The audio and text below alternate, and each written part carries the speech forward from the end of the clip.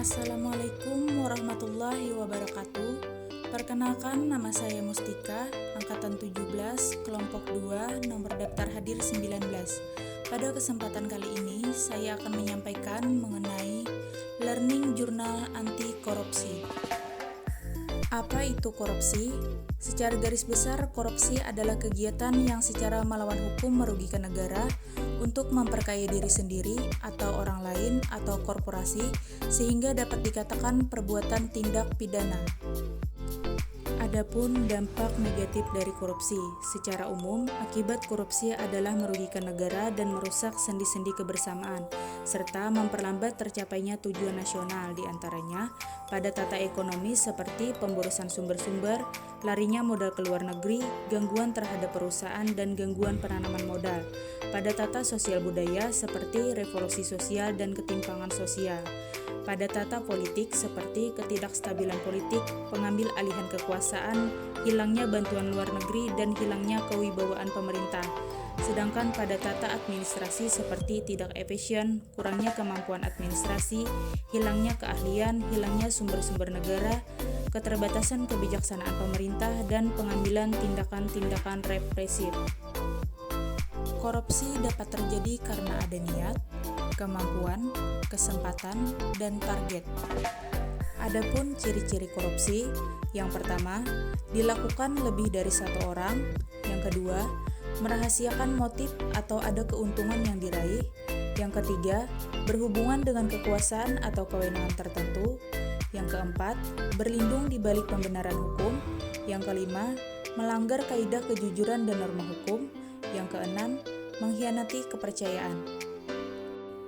Selanjutnya, terdapat beberapa penyebab terjadinya korupsi, antara lain penegak hukum tidak konsisten, kemudian penyalahgunaan kekuasaan atau kewenangan, langkanya lingkungan yang anti korup, rendahnya pendapatan penyelenggara negara, kemiskinan atau keserakahan, keuntungan korupsi, kerugian ditangkap, pemberian imbalan jasa, dan yang terakhir, gagalnya pendidikan agama dan etika. Selanjutnya, pencegahan korupsi dapat dilakukan melalui dua cara. Cara yang pertama, melalui perbaikan sistem, seperti peraturan perundangan, reformasi birokrasi, menegakkan etika profesi dan tata tertib lembaga, penerapan prinsip good governance. Cara yang kedua, melalui perbaikan manusia seperti memperbaiki moral, meningkatkan kesadaran hukum, mengentaskan kemiskinan, memilih pemimpin yang bersih, jujur, dan anti korupsi, dan lain-lain.